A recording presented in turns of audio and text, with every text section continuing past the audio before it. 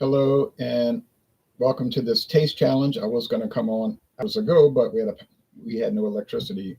We had a big rainstorm, not a thunderstorm, just a lot of rain. And it was heavy, no thunder or lightning. But for whatever reason, the power went out, and the electric company said they restored it, and it had gone out due to under investigation. That was what they said. It was due to under investigation. So they don't even know why it went out, but I'm sure they'll find out shortly. But anyway, so now I'm here.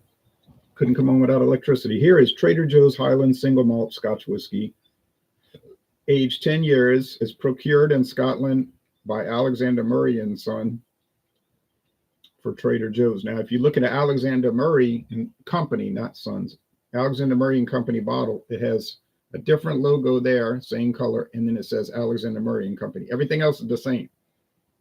Everything. But there's no website listing for this particular product. They do have some Highland Single Malt, 40% alcohol, 10-year age products that they sell. Might be the same product with a different label. We don't know. When they claim this the finest. Wick sounds, nice color. Oh, thank you. They claim on the bottle it's the finest Scotch whiskeys and all of this, single malts. I don't know how that's possible. It could be the finest ones, and it's $23.99, but that's what they say. But don't all bottle. I think Four Locos say talking about the great Four Loko finest premium beer. Yeah. Okay. Here's Evolution, Glenglassaugh Evolution. But now it's discontinued. Sorry, folks. It's no longer made. Which might be why I got the bottle for $15.99 a few years ago. True story, $15.99. I was at Savannah Discount, a liquor store in Louisiana, Highway 45 northbound in Marrero, Louisiana, a very famous liquor store. And I saw this in a nice gray box, you know, those whiskey boxes, and didn't know a thing about it. Never heard of Glenglassaugh, never heard of Evolution. So it was 50%. It said ex-Tennessee cask matured Highland Single Malt Scotch Whiskey. But that got me thinking. And they talk about Glenglassaugh Distillery and everything. But I said ex-Tennessee barrels. I said, I think, or I bet you, I'm saying this to myself, I bet this stuff is owned by Brown-Forman. I bet they own that distillery. I couldn't say for sure, but I felt like when I get a chance and I check that out, I'm going to find out that it's got bought out by Brown-Forman. So later when I got a chance, I got home, did stuff. I did buy it. I said $15.99. What's the difference? Who cares if it's owned by him or not? And guess what? Just like I thought, I looked up Brown-Forman website. Boom, there was Glenglassaugh listing as one of their companies. Clicked on that. They had Evolution. Did research on it. Doesn't have an age statement, but it is natural color, as they say in the British Empire, British Commonwealth. Color. Non-chill filtered. 50% alcohol. This is 40%. But if you get on the web, I got on the website last year to check on it. They've revamped their entire lineup. Glenglassaugh Distillery has totally revamped their offerings. They changed their bottle design. They call them coastal whiskeys now. Everything's different. So maybe the sales were kind of bad for the company or whatever the case. And maybe their parent, Brown-Forman, was like, we got to revitalize this. This stuff ain't selling. We ain't making money selling it $15.99 at a discount liquor store. That's for sure. So this is no longer on their site. Obviously discontinued. But I got half the bottle left, so it's good. Wick Sound says, the government of Ontario started selling beer and wine in our gas stations and corner stores last month. Finally. Next, we need spirits, but one small victory at a time. Right. You can't wake these people up that quickly, these regulatory people.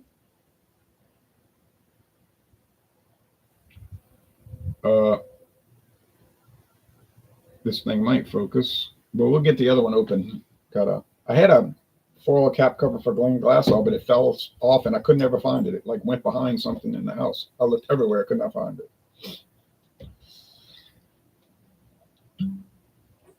So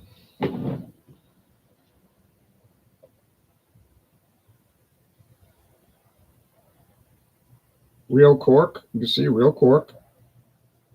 Price, look, $15.99 is definitely not the price for Glenglassaugh. More like $48.99. I could look up what some liquor stores selling it for. They still have it in stock. You know, it's going to take years for it to be sold away, but it is discontinued. This definitely $23.99. I bought the bottle 2 years ago. I don't think the price has gone up. Oh, I mean, it might have gone up $1, but I don't think it went up much. I don't really go to Trader Joe's too much anymore because their beer selection is like stagnant. It never changes. Like the same thing every time.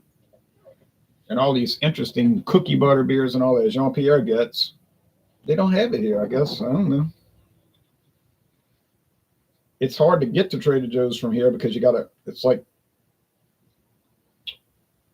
it's an aggravation to get to it off the interstate highway. It's not hard, really, like I said, hard, but it is a little hard. It's just irritating. So, and then you make that effort to get over there, and you go in there, and it's like, that's the same old stuff every time. And I don't need any more liquor. I got liquor coming out my ears, you know, over at this house. I guess I'll need some mezcal for end of next year for these taste challenges, but it's not a pressing thing. But yeah, that's the story on that.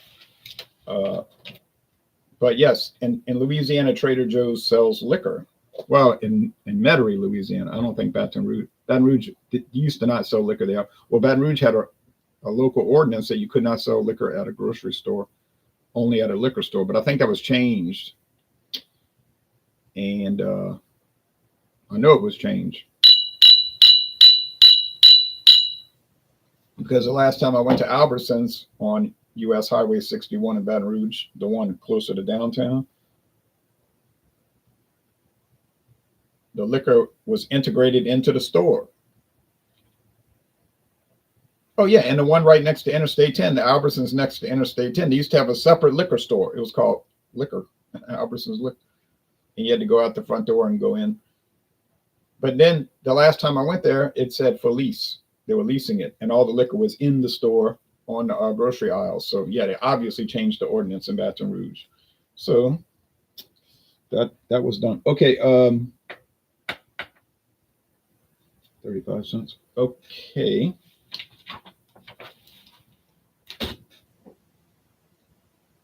I haven't been doing that great on these taste challenges because I've gotten it right 3 times and I've gotten it wrong 3 times, 3 and 3. But the Trader Joe's is not that different from the other ones I have. It doesn't really differentiate itself. It's not worse, not better. It's just like the same. And you might say, no, single malt, it's more complicated. You don't have the ability to differentiate and handle the complicated nature of it. Well, that might be true. And maybe I can't because I'm 3 wins, 3 losses.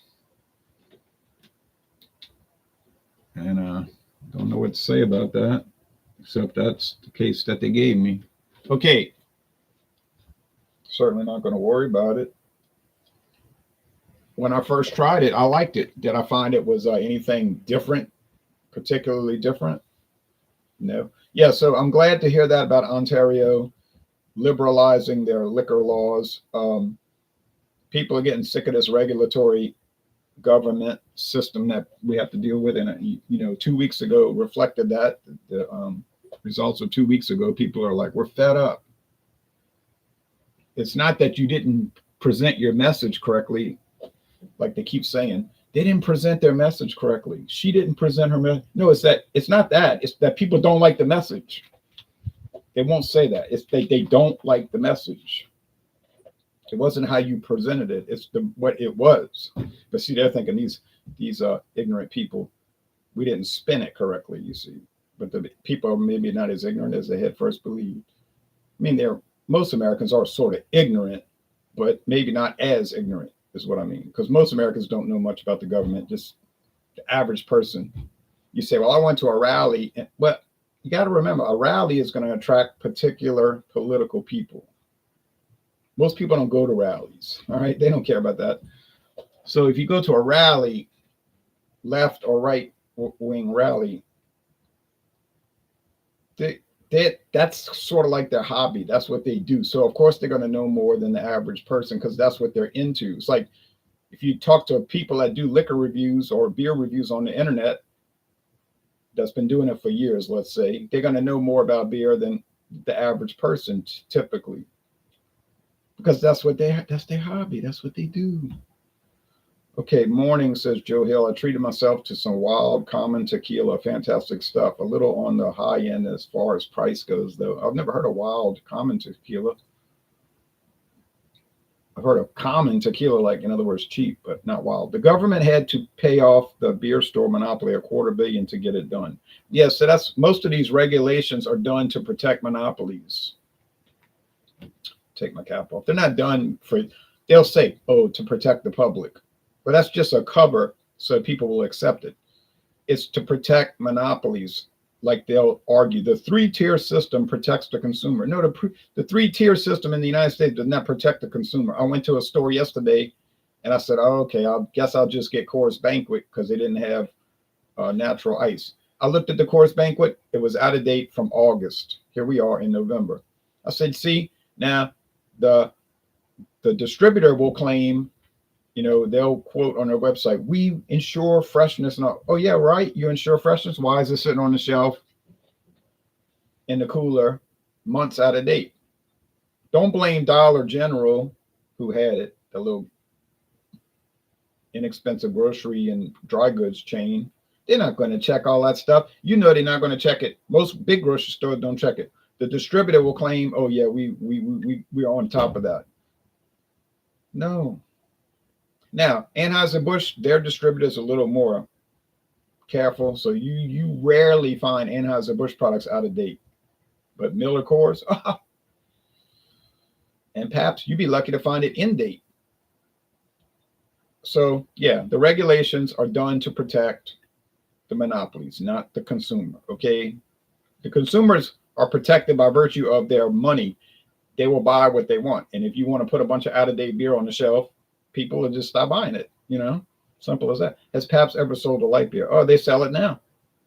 Try finding it, but they sell a beer called Pabst Easy, you know, easy going, and it's very low alcohol, 3.8%. There used to be a beer called Pabst Light. It was basically the same thing. And then they used to have Schlitz Light. I used to get Schlitz Light. I get suitcases for $7.98, big 24 pack of cans, $7.98 back in 1997, 98, 99. Schlitz Light. Was it good? Yeah, it was as good as any other light beer. It was just as good as Miller Light, Coors Light, Bud Light, Michelob Ultra. It was as good as those. But to me, light beer is so washed out. But I would buy it because it's $7.98. And then some of my friends, people I was with, Schlitz Light, you know, they're making a face. So like, they drank it. That they didn't pay for it, you see. They're thinking, why you didn't bring Coors Light? Because A, it costs way more, and B, it didn't taste any different than Coors Light. All right, you know, not any appreciable way. But that was a long time ago. And they don't make Schlitz Light anymore. They discontinued it 14 years ago. The Liquor Control Board on Ontario is a major monopoly, a giant, a government monopoly. The LCBO is one of the world's largest purchasers of alcoholic beverages. Yeah. They don't need that control. They just want the control. It's like Mississippi has the same thing. Mississippi Liquor Control Board. They control all the prices.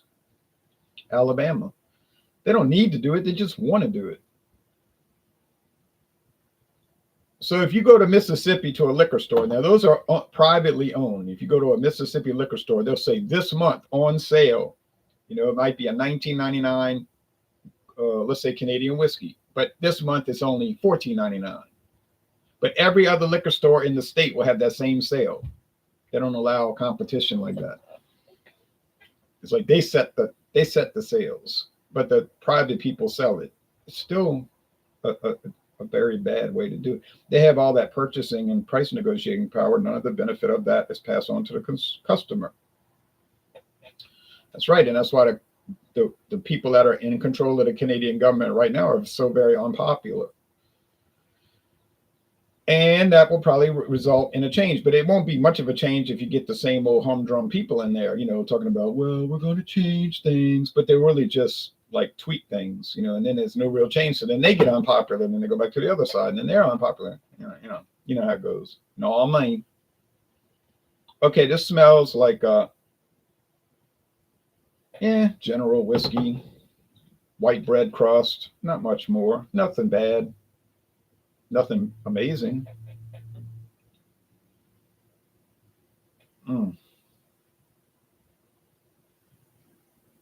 It smells washed out. This smells like there's more water in it, which if it was 40% alcohol would mean there is more water in it. That's how they get the whiskey down to a certain proof.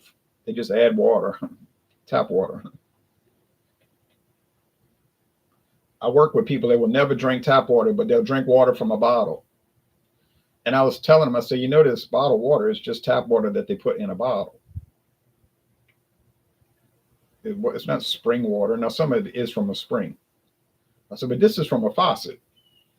I said, but they put it in a bottle so you drink it. And it's like filtered through reverse osmosis. I said, well, that's what your water plant does. That the water facility, your local water plant, uses reverse osmosis. But people are fascinated by that. If you put it in a package, they're going to pay exorbitant. And then people pay all kind of money every month for bottled water that comes out of a faucet. All right, so aroma. I think this is the Glenglassaugh just by virtue of it has a little more aroma. Let's go with the taste. Cheers.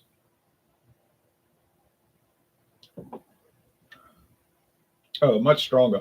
Ooh, around caramel. You see caramel because it's sweet. Sugar. Whiskey is sweet. And to me, whiskey is sugary. And I hear people doing reviews talking about, oh, it tastes like brown sugar. Okay, brown sugar. That's sugar with molasses in it. Or they'll say molasses. Or treacle. They'll say that in England. Here's a treacly note. Treacly note. So I get it. It's sweet. In 2 years,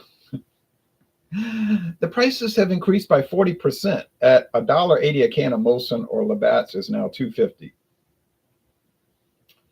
Oh, they're going to pay. It's all over Europe. All these people that are in government right now are looking like, oh no, I'm about to get voted out of office.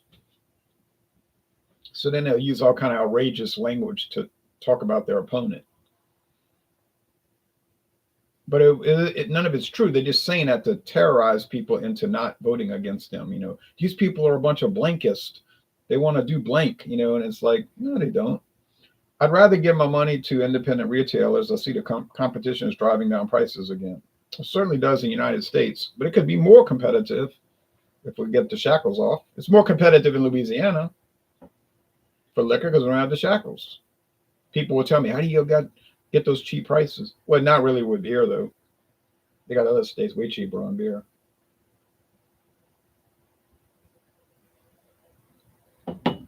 Because of the 3-tier system, we're not really that competitive on beer, you see. Smoother, more bready, lighter, easier going, but not necessarily better, you see.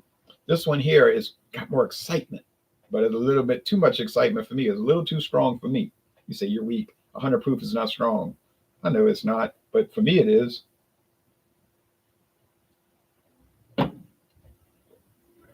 Heavier body. It's like high medium. This one is low medium. So lighter, heavier, sweeter finish, drier finish. The finish lingers here. Doesn't really linger there. Peaty? No. Peaty? No. Smoky? No. Smoky? No. If you say I love a smoky, iodine, inky, sea salt scotch, smoke, well, forget it for these because it ain't going to happen. Braden Johnson says, what's up, Ronald? How are you? Nothing much is up. And I'm fine. I'm doing this taste challenge here. Okay.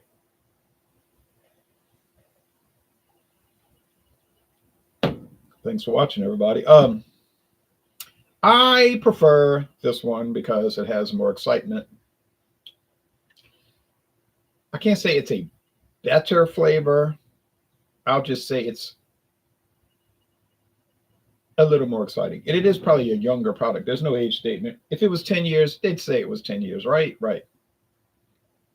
This one is 10 years. So, yeah, it's up to you. This one's a little, you might find it's a little more harsh or something like, oh, it's too harsh. It's too, that Tennessee whiskey barrel is giving it too much, you know, twangy flavor or whatever. But, you know, let's see what Glenglassaugh Evolution. Let's see what it's selling for the stores that still have it in stock, assuming anybody does. Westport Whiskey and Wine in Louisville, Kentucky. Crown Wine and Spirits, which is somewhere up north.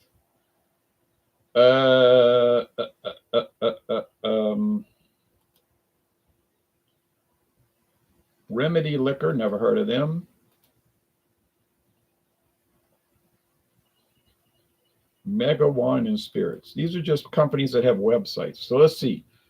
Westport Wine and Whiskey and Wine in Louisville, Kentucky, selling it for $75.89. Oh, $75.89.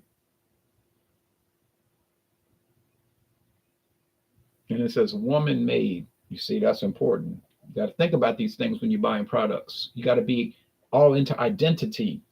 It's not the quality of the product. That's immaterial. It's who made it.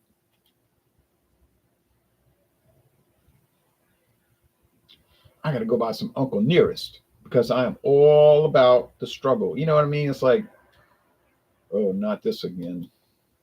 Glenglassaugh Single Malt Scotch Evolution, $61.99. Crown Spirits. That's a little more reasonable. Where are they located?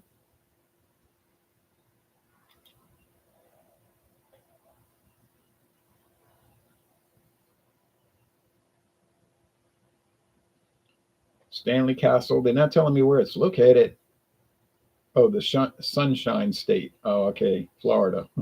Just say Florida. Okay. Florida. So $61.99 in Florida, $75.99 in Kentucky.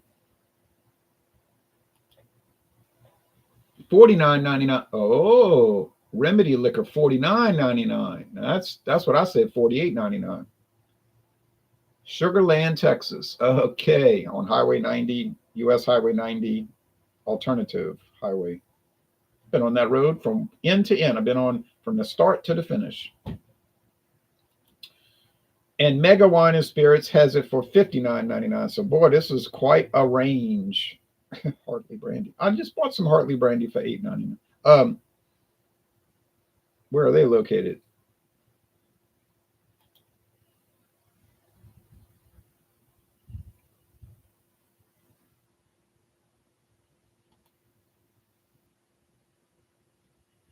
I don't know where Mega Wine and Spirits is located. All right, so we can see right here that you could still find Glenglassaugh Evolution, you know, in theory at least, because you may not live anywhere close to the liquor store. And if you pay for shipping, it's going to totally obliterate any advantage you had from finding it cheap. But you could find it for $49.99. That's what the point I'm making. Now, somebody's trying to sell it for $75.99, which is beyond the pale. But I got it for $15.99. Thank you, Savannah Discount. Oh, man. Maxwell says, hello. Hello, Maxwell in the Russian Federation. The Whiskey Scout says, hey, Ron. Hello, Robert. Wick Sound says, good morning, Maxwell. And they're saying good morning to each other. Sounds clinking the mugs. Cheers, clinking the champagne glasses. Wesley S. Thimer says, what's up, Ron? Did I hear you right? You're reviewing white wine on Wednesday. Yes, Wednesday is white wine night. Any white wine.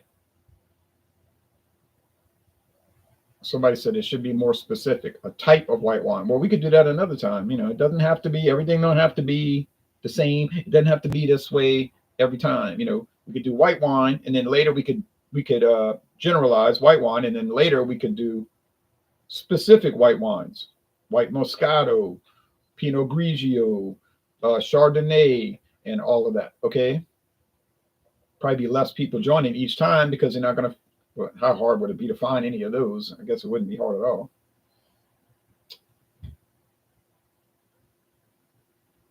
Glenglassaugh. Got it. So now that puts me at 4 wins, 3 losses. Hey, well, it's better than 3 wins, 4 losses. Now, as I head toward closing this out, I'm talking about not this broadcast about to be closed out, but I'm talking about the challenges. I hope to start winning and winning and winning. I've got, thank you, Robert, coming up. I've got the Glenrothes 15-year age, 2003 to 2013. 2018, I mean. I knew that was wrong as soon as I said it. But anyway, from Berry Brothers and Rudd, another company that does not distill liquor. They don't have a distillery. They don't make anything. They have never made anything. They just procure it from other liquor companies, distilleries. I mean, single malt distilleries. Berry Brothers and Rudd, that's what they do. They get whiskey. They have auctions is what they do, and they buy it. They'll sample it, and they give them samples, and then they'll say, okay, this is how much we'll bid on it for, whatever. And then they have the auction, and then they buy it, assuming that the price is right. Berry Brothers and Rudd, Alexander Murray and Company, they don't make whiskey. They procure it. They're a broker or independent bottler, as they call it. And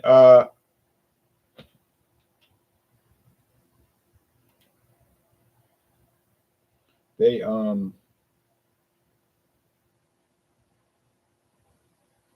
on a second. Okay. They have a company called J&B, Justerini and Brooks. Justerini and Brooks. They don't make any liquor. They are a broker. So when you say J&B Scotch, oh, they make some great Scotch. I love J&B. Well, they don't make it. They have it made for them, and that's all they have ever had it done, made. Wesley says, oh, thank you, Whiskey Scout. It was really a great gift. I look forward to it. I know Dave was giving you a hard time, but it's good stuff. I'm sorry, but he doesn't have to join, but we're going to still do it.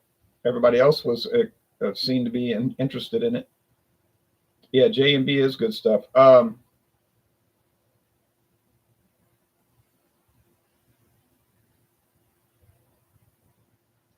When I went to England last year, a year ago, exactly 1 year ago. Well, actually, it would be a week from now. I walked down the street, St. James Street, that J&B is on. J&B, and I walked right. You're working. I thought you probably were working. I wish you could join, but I know how it is. You got to work. When I was coming down St. James Street, heading toward the Thames River, which I did not go to the river because it was so cold that night. I figured it would be brutal next to that river. But I passed in front of J&B Scotch Company, J&B, but it was closed. It was after dark when I got there, and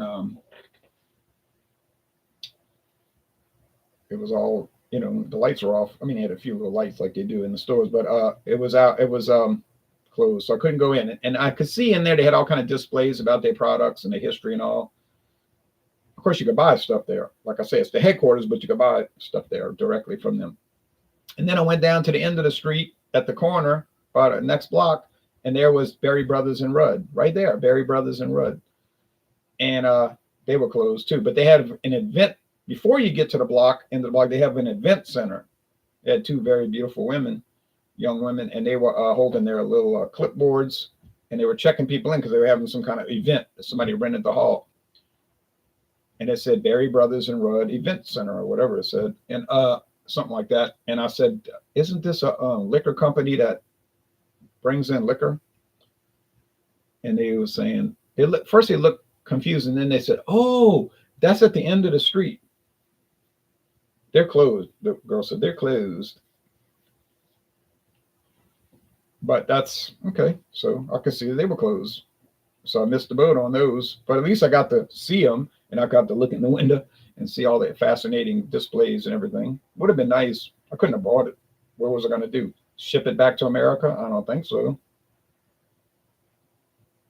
But at least I got to see, like, because I used to always wonder, it would say J&B, St. James Street, London, England. And I would think, I wonder what that looks like.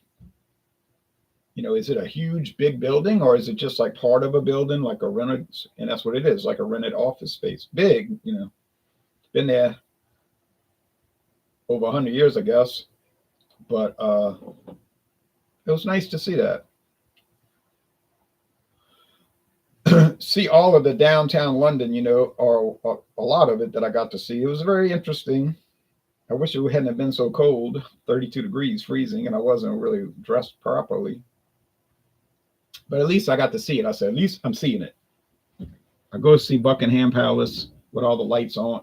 Well, the lights were off, but the lights around it were on. The place was closed. Buckingham Palace is more like an office than a house. It is a palace where people live, sort of.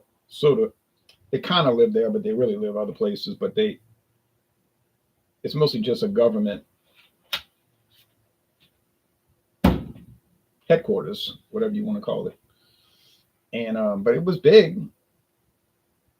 and it was closed, and it was locked up, and they didn't have the guards there. You know, they had those red coat guards with the bearskin caps from Canada, but they weren't there. It was nighttime.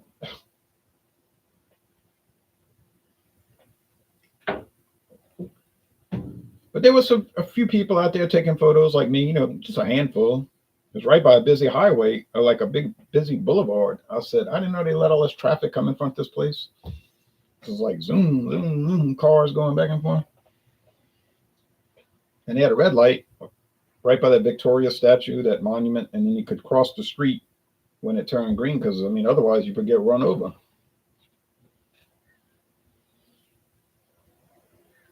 So that was nice. All right. Quick, but nice. At first, I was aggravated that I had to have a long layover.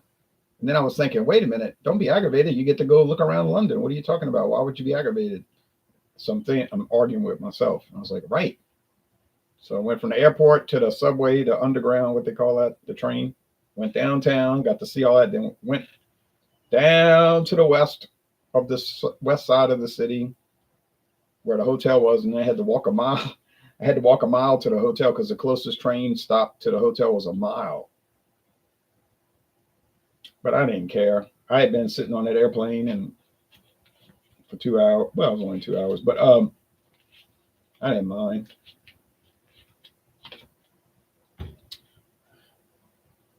Worked out. All right. Anyway, thanks for watching. And next time we come back, it'll be the Berry Brothers and Rudd. Glenn wrote this 15-year aged. Is that a Highland? I can't remember. I'll look it up. All I got to do is look at the bottle. All right. Bye-bye, everybody.